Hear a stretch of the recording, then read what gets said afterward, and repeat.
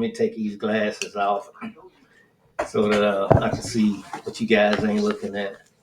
Uh, Here's the deal, man. I'm coming in. I'm coming in today to talk to you about how I got started in the trading game. It was 2020, and COVID had just struck the nation, and I was sitting there watching my sister go through her stock portfolio as she was about to retire from her company and get her affairs in order and stuff like that. So the numbers were mind-boggling, and I got very, very interested because, of course, I like playing with money and I like playing with numbers, and this was something totally different. So I saw her numbers, and of course, at the time, I didn't understand. So when I got home, I jumped on YouTube and went straight to the finance channels and started looking up people to learn from and see what I could find out via YouTube. So that's what I did. I started looking through YouTube, started coming up with a lot of people.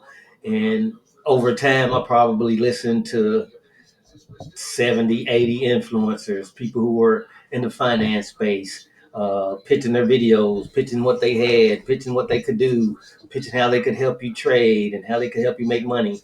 And while some of them were very helpful, none of them actually were able to help me make the money. That was something that I had to figure out how to do on my own. That was something that I had to do through studying, through serious due diligence, through reading books, listening to audio books, listening to YouTube, listening to the influencers, everything I could do to learn about the stock market.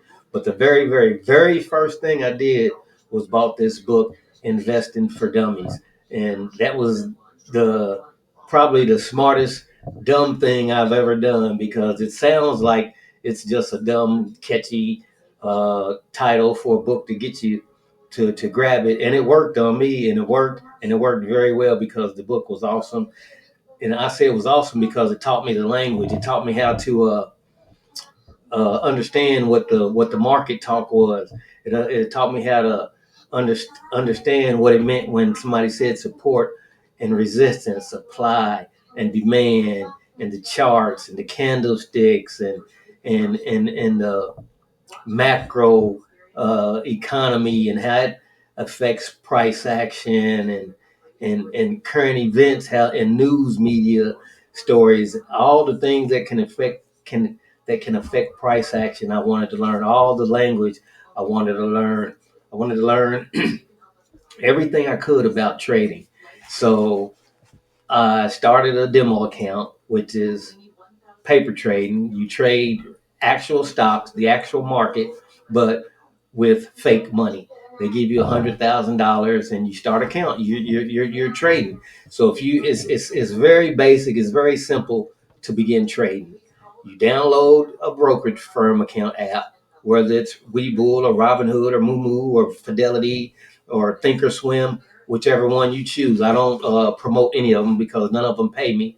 I have the ones that I like and ones I think are trash, but I'm not going to hate on them or love on any of them because that's not what I'm here for. But it's easy to download the app, and a lot of people are scared to put their information in these apps, but it's no different than applying for a credit card, giving the banks your credit card information, your socials and all that, giving anybody else. It's probably more secure than ordering online on Amazon. So it's a thing where people can't feel and touch and hold their money. They're scared to put it there, but you trust your job with your money to pay your check. You trust your bank to make sure your money's secure. You can trust the brokerage account to make sure your money's secure.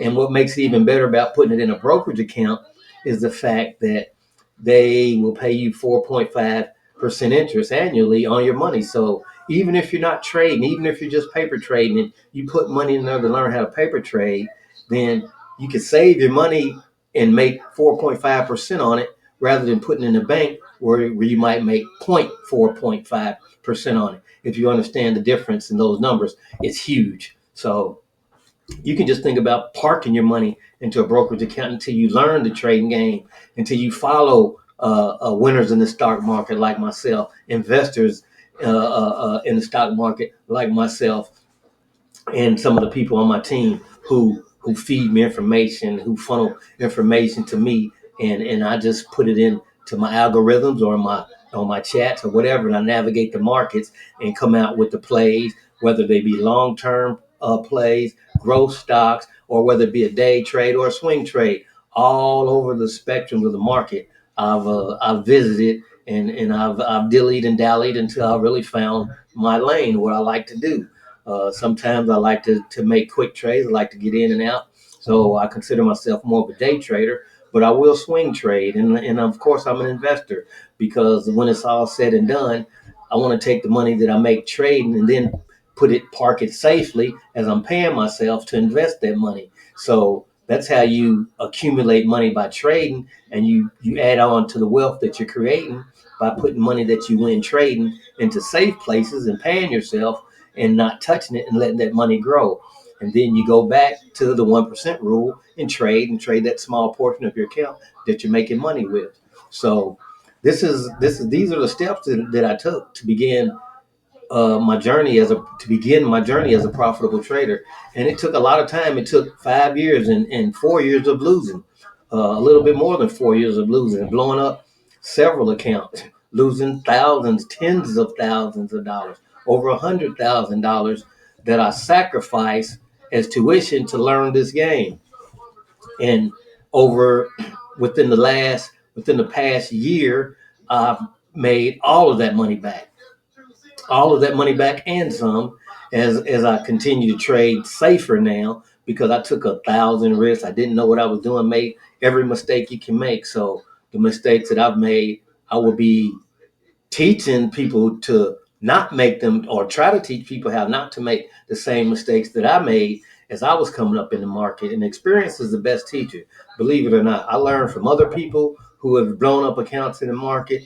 I've learned from one of the greatest traders that ever traded in the market from way back in the 1920s and 10s, a fellow named Jesse Livermore, who was one of renowned as one of the most famous traders ever, a trader that a lot of people who trade the markets probably have never even heard of because they haven't dug that deep into this game.